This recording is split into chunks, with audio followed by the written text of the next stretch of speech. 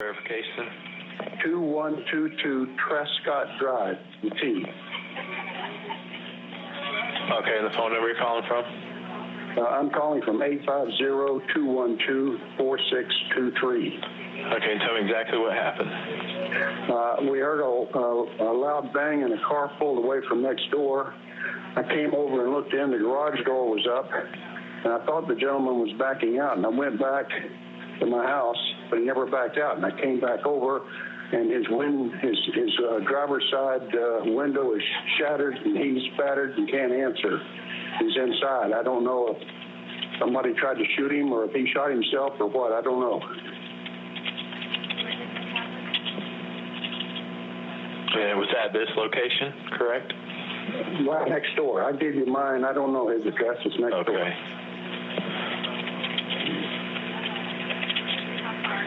They didn't send an ambulance in a hurry. An EMT. He's still alive. He's moving. Okay. What's going on with him? I don't know. The driver's side window is all bashed in. He's inside. The car is running, and he's got blood all over his head. He's not responding to me. That number, by the way, is 2116-2116.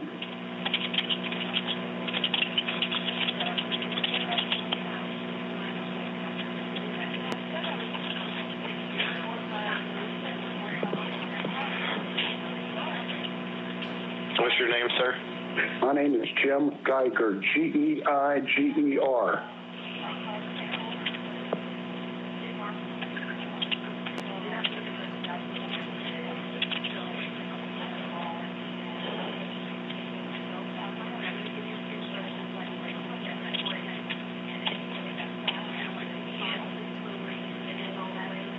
think you need to hurry. Yeah, I'm going to get him on the way to you. I just want to ask you a few questions, okay? Go ahead, but send them as you're asking. Yes, sir. They're already on the way, okay? Are you with him now? I'm standing right outside the garage door. Can you tell me how old he is? I don't know. He looks like maybe 35 or 40. It could be our neighbor. I can't tell. It could be the man who owns the house. And it's 2116 Trescott? That's right. Is it Trescott Drayton? Drive. Just Trescott Drive? Trescott Drive.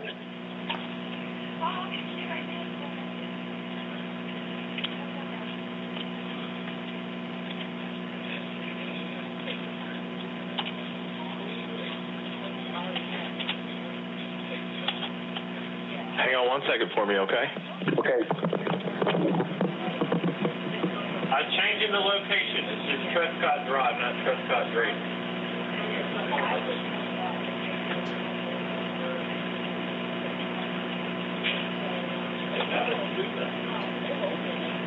Tell you that. All right, sir. I apologize about that. What was how old is the patient again? I'm sorry. I can't tell. He looks maybe 35 or 40. I don't know. Okay. And is he awake? He's just moving his head around, but he's not responding. I've called his name, asked what's going on, or not call his name, but asked him what's happening. He's not responding to that, but his head's kind of rolling around. Okay. Is he conscious? Well, I can't tell. Okay. Is he breathing? I can't tell that. I'm assuming he's breathing if he's moving his head around.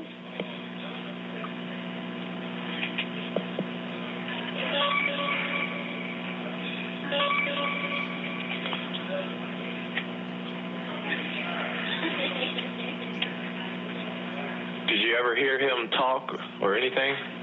No. Okay.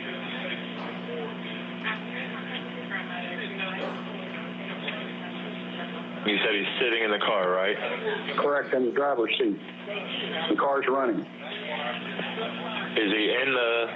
Okay, where exactly is he? In the driver's seat? In the driver's seat. Is he in the garage or... In the garage. Okay.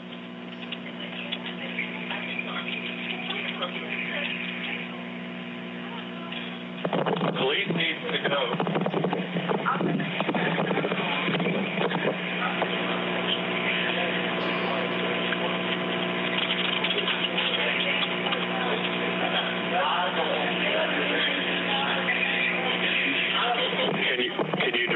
emergency crews to him, sir? Sure.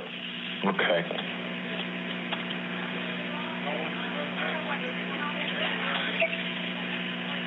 All right, I'm sending the paramedics to help you now. Just stay on the line. I'll tell you exactly what to do next. Okay. If it's safe to do so, see if he is conscious and breathing or moving at all, okay? It's not safe for me to do. I don't want to put my hand in here. Okay. Well, help's on the way. Okay. All right. I'll be standing by. All right. Is there any other thing? You said there was another vehicle that you saw driving away? Yes. We heard a noise, a loud noise, and then I looked over and a car was backing up. It looked sort of like it was light-colored, white or silver. I want to say it was a Prius, but it could have been a different car, but a small car about that size. And it left the scene rapidly, which seemed to be unusual. There's usually not even a car over there. And I've heard about break-ins in the area, and so I decided to walk over and take a look. And the garage door was open, and the car was running, and so I thought that was my neighbor, and he's getting ready to back out. And so I walked back to my house, which is just a few feet away, and he never came out. So then I walked back over. He's still in there, and I thought I would go up and ask him what was happening. And then I saw the window was shattered, and he's got blood all over his head. What did the vehicle that was driving away look like again? It looked sort of like a Prius, but I couldn't tell you for sure that it was a Prius. It was light-colored, maybe white or silver.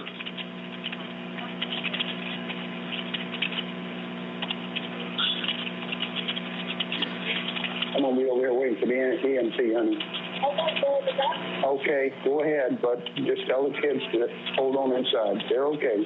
So tell them I'm out here.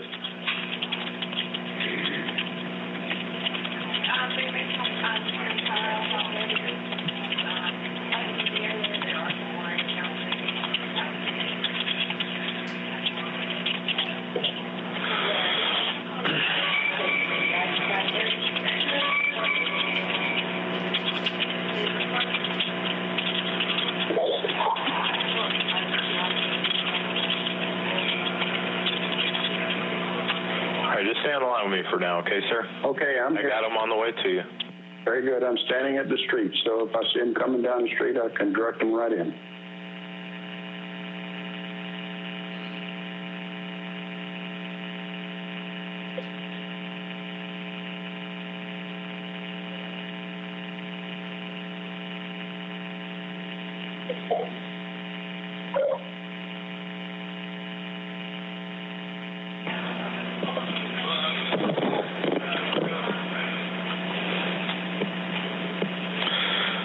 He won't respond to you at all?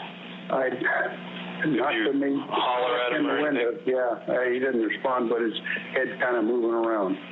Okay. But I've walked away from the car right now. I'm standing at the street, so. And he's just parked in the garage? It doesn't look like he crashed into the garage? No. Okay. He's inside. The window's shattered. The garage door was up. Okay.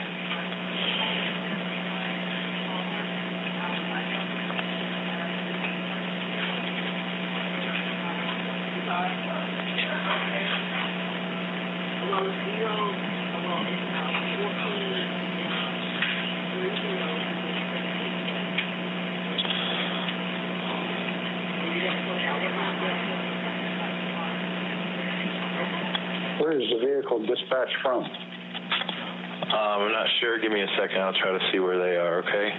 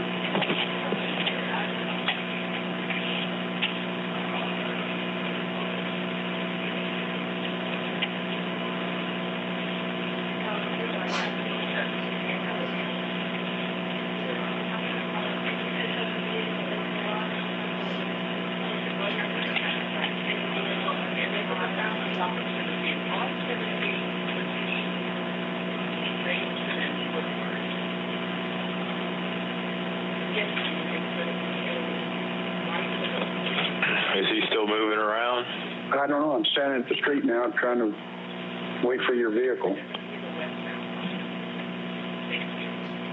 Did you say you were checking on where it was? Yes, sir.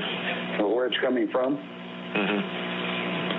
Where is it coming from? I'm checking. Okay. Got several people on the way.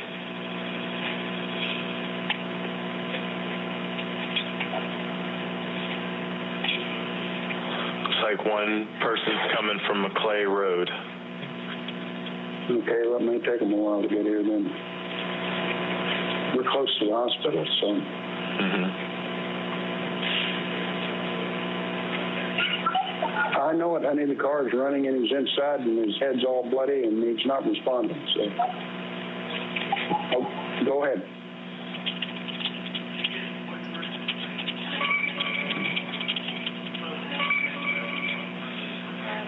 So you're saying his head is bloody now? Yeah, it's been bloody. I mean, it's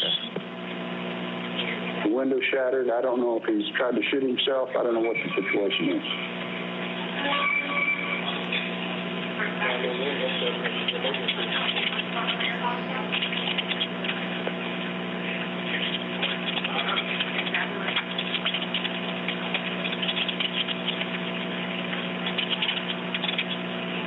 It's the driver's side window, correct?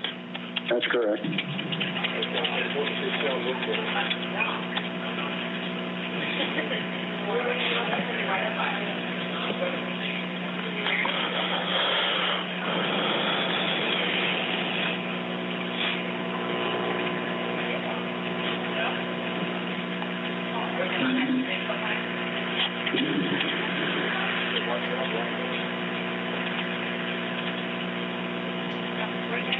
He's still moving around, so he's alive.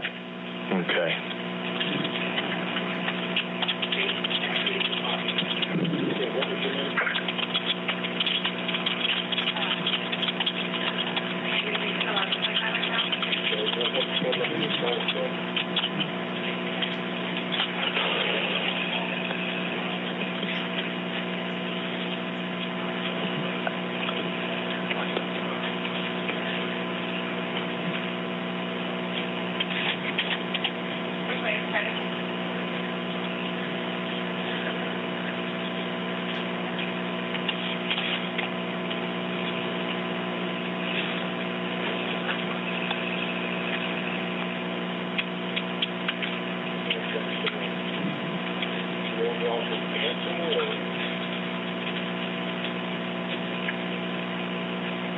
Okay, we'll get somebody else that way, okay?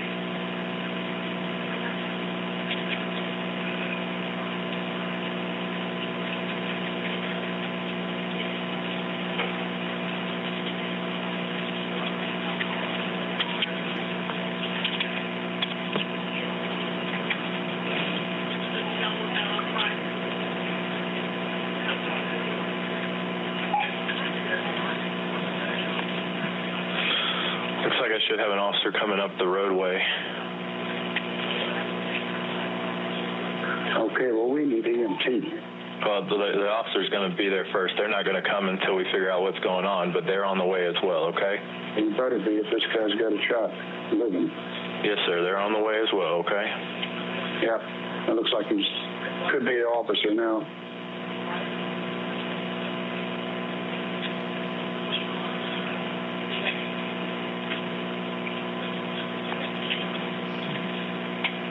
Is he there? Yeah, he's just coming up right now.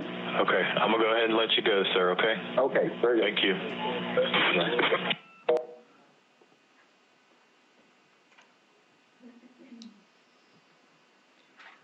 Mr. Geiger, when you observed the first responder arrive at the scene, that was at the 14-minute and 36-second point into that call. Is that accurate? About? It seemed a lot longer. All right. And during the time that we listened to that 14 minutes and 36 seconds, Mr. Markel was still alive and moving. That's correct. No further questions? No questions for Mr. Garcia. No questions, Your Honor. Thank you. All right. Any juror have a question of this witness, just raise your hand, write it down on a piece of paper. We'll go sidebar. Does the bailiff collect the question?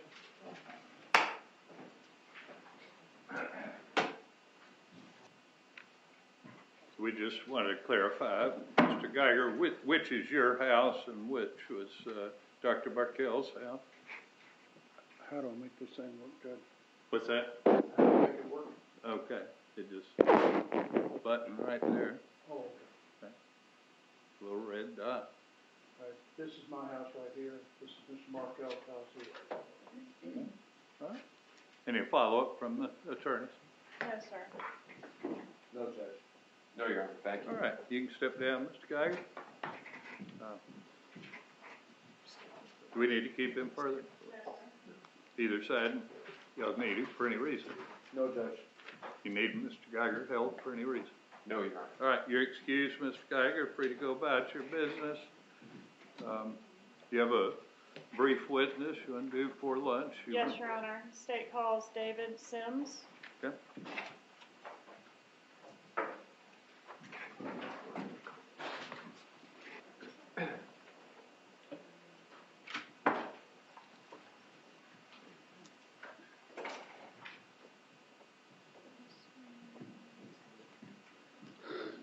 If you face the clerk and be sworn, please.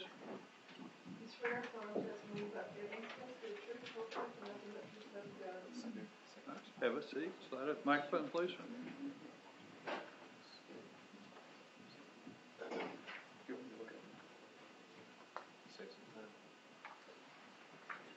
Sir, please introduce yourself and spell your last name. David Sims, S-I-M-S. Are you employed, sir? Yes, ma'am. And how are you employed? I work at the Florida Department of Law Enforcement. Okay. Did you previously work for the Tallahassee Police Department? Yes, I did. How long did you work for the Tallahassee Police Department? 28 years. When did you retire from the Tallahassee Police In Department? October of 15. All right. I want to ask you about a response to Trescott Drive back on July 18th of 2014. Do you recall that particular call? Yes. All right. And to what address did you respond? If you know? 2116 Trescott Drive. All right. Is that address in Leon County? Yes, it is. All right. What time were you personally dispatched or sent to that call? I don't recall the exact time, but it's probably in the 11 o'clock in the morning hour, somewhere in there. All right. And do you recall where you were traveling from to that location? From the station, from TPD. Okay. And were you the first responder to arrive at that crime scene? Yes. Did any other first responders arrive around the time that you did? Just after me, yes. Who was that? Officer Bradshaw. At some point, did EMS arrive as well? Yes, about the same time as Officer Bradshaw. Okay. Can you estimate how much time passed between your arrival and the arrival of EMS? 3 to 4 minutes.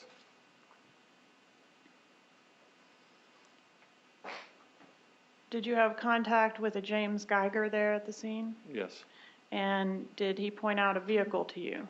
Yes. All right, I'm going to show you what's been marked as State's Exhibit 9.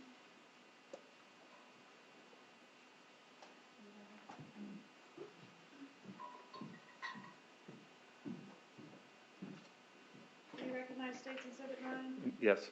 How do you recognize it? That is the vehicle that was parked in the garage at 2116 Trescott. Is it a fair and accurate photo of how the vehicle looked when you approached? When I approached, the doors were all shut. Right. Other than that, is it fair and accurate? Correct. All right. What about State's Exhibit 10? Do you recognize that one? Yes. And is that a fair and accurate photograph of the scene as well? Yes. All right. And are there any differences in this photograph from how it was when you first approached? The driver's door would have been closed.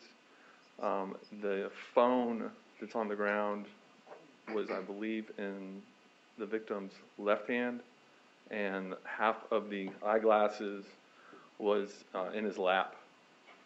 All right. So Mr. Markel had been removed from the vehicle at the time these photos were taken. Is that correct? Correct. All right. And is this a fair and accurate photo of how the scene appeared after Mr. Markel was removed from the vehicle? Yes. And I'm sure this is obvious, but why did we remove Mr. Markel For medical attention. And I want to show you State's Exhibit 8 as well. Do you recognize State's 8? Yes, that would be the driver's side window with a partially removed window busted out, and then a partial striation of the glass is still there with a slight rounded area as if something had gone through the window from the outside.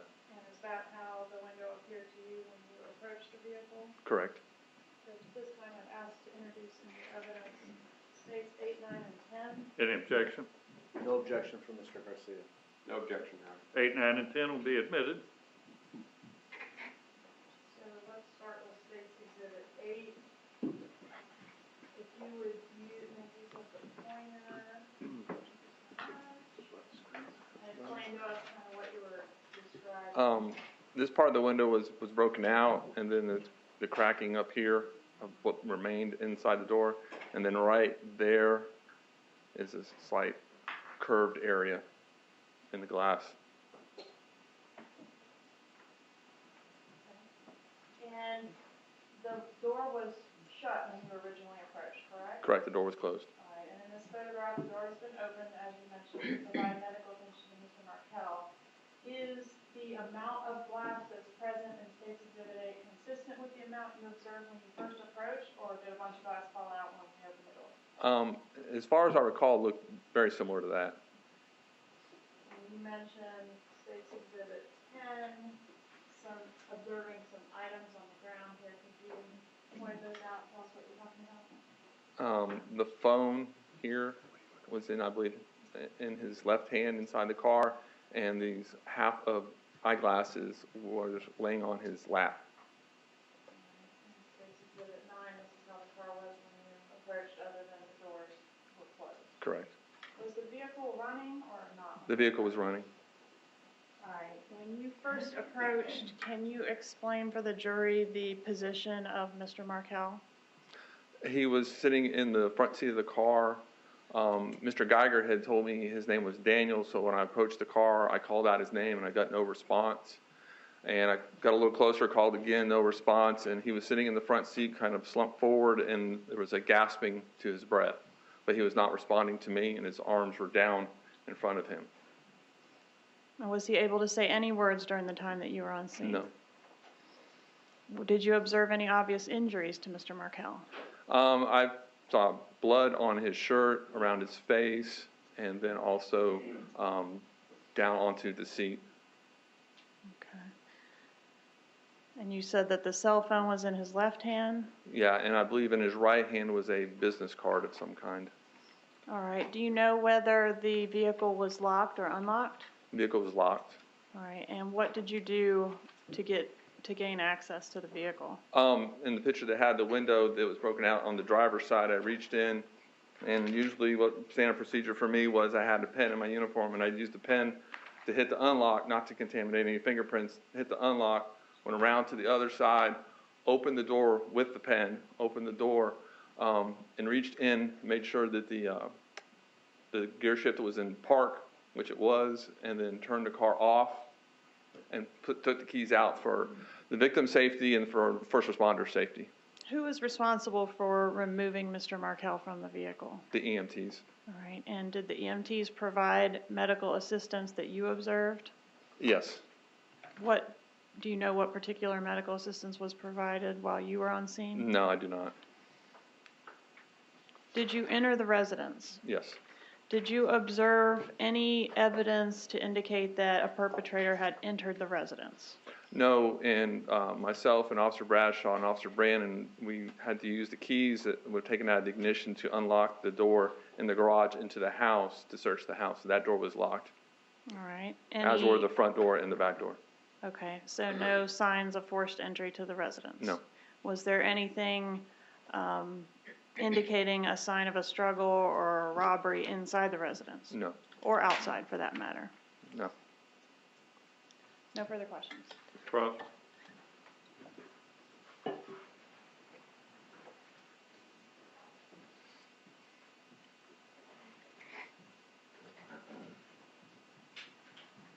Mr. Sims, good afternoon. Good morning. I'm sorry, good morning. Do you know what time the initial distress call was made to 911? No, I do not. When did you get the initial call? I heard the call. My job was I was sergeant and I was the supervisor for the Bravo district, which is basically the northeast side of town. And I would hear the calls on the radio, and they would be dispatching officers to that call. I think Officer Brannon was the primary officer sent to that call. And I was at the station. I heard the call go out, but I was working on some paperwork, and I finished that up, and then I left the station to go to that. So I wasn't technically sent there. It was Officer Brannon's call. I just got there before him. So you heard a call, finished whatever work you were doing, Right. And then you got to the scene before the person that was supposed to get there, correct? Right. Now, roughly how long was it from when you first heard the call to when you arrived? I'm not sure. I'd have to see the computer-aided dispatch. Can you give me a guesstimate? Was it 2 minutes, 5 minutes, 10 minutes, 20 minutes?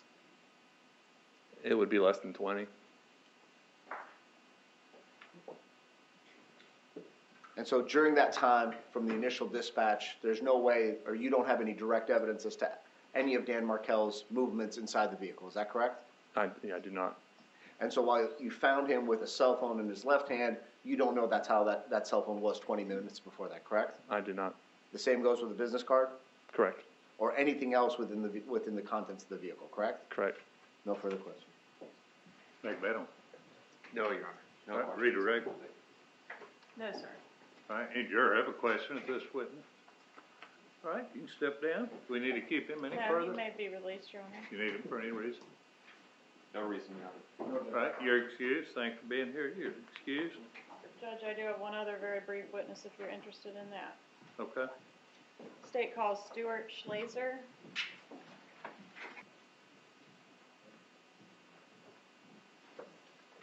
Would you face the clerk here and raise your right hand to be sworn?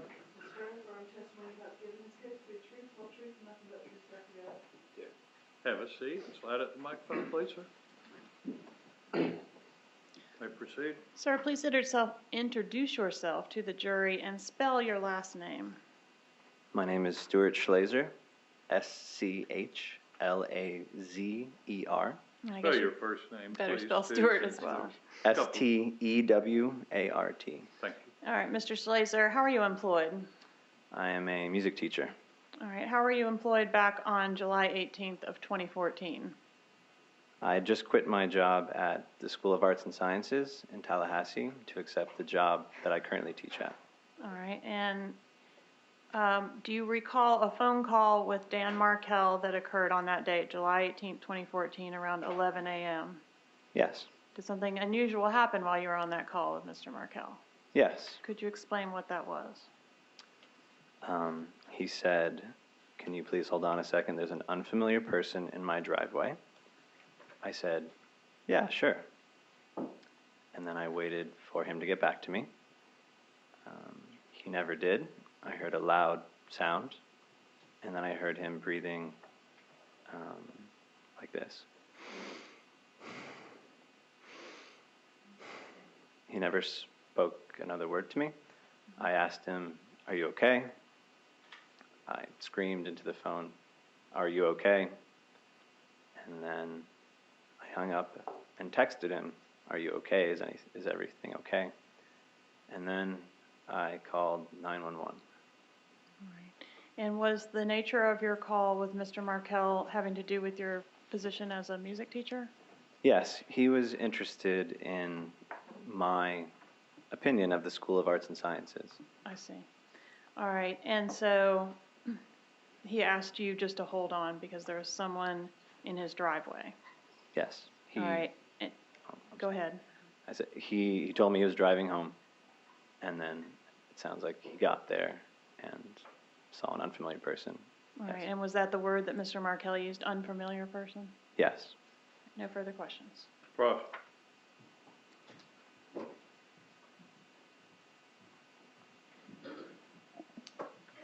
Really quick. Did he say person or persons? The word that struck me the most was unfamiliar. I believe he said person, Person. but it's been 5 years. I don't remember the exact plural or singular form of the word. Well, you did give a sworn statement to law enforcement in this case, correct? Yes. And during that sworn statement, when you described what took place, you said unfamiliar person being Sigma, correct? I believe so, yes. Thank you. Hey, Banner. Not this close to lunch, Your Honor. No questions. All right. Redirect. No, sir. All right. We're going to take a lunch break. Just leave your notes where they are. Be back at 1:15. We've got to work out where we have them come. I guess just come to this hallway. Work that out with them, make sure they understand where to report back. We're on the 3rd floor. Don't want you hanging out over in this area. That's where the witnesses and the parties are. And one of the parties had asked me to comment, and I forgot yesterday, truthfully. They may run into you in the hallway. They're not going to talk to you, even exchange the time of day. That's because they understand the rules are such, okay? We'll let you step out with the bail. Be back at 1:15. You can step down. Thank you. Do we need to keep Mr. Schlazer any further? No, sir. Either side need him? No, Judge. No, Your Honor. All right, you're excused, Mr. Schlazer. We're going to stay in session for a few minutes. Everybody be seated. I just want to clean up a couple of things in the opening statement. Both sides talking about people in many instances by first name. We're not going to get into just referring to people by first name. I decided not to intervene since it involved both sides. But I want to refer to people either Mr. or Miss or by their full name. We're not going to get into referring people by just their first name. That becomes a little too casual. We're not going to get into speaking objections. If you have an objection, state your legal objection. If you feel a sidebar is needed, let me know that. I may or may not grant a sidebar. Please don't abuse the sidebar. I've been here a little while. I generally know what the objection means, but if there's something you think I don't understand, then ask for a sidebar. Be largely a matter of how often there are requests for sidebars, my view on sidebars. So, but legal objection, any other discussion should be at sidebar. At lunch, I want the state to show, I've added about 15 minutes to lunch, so we had time. I want you to show the defense, the exhibits you've marked, Ms. Kappelman.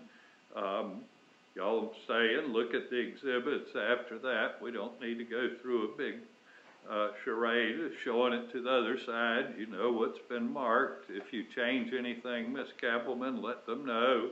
But y'all know what's been marked and what number has been marked on, so we're going to move it along a little bit. Anything from any of the parties? Right. Your Honor, with respect to the evidence, if the state could, I heard numbers on some of the pieces of evidence in the hundreds. I don't know how quickly we can get through all of that. I don't know if we can do it during lunch. I don't know if the state would be willing to give it to us in chronological order, so that if we can't get through the whole group, we could review tomorrow, also on Tuesday. We're available over the weekend to look at all of it. I'm not going to get into y'all's negotiations. Okay. All right. We'll be in recess till 1:15.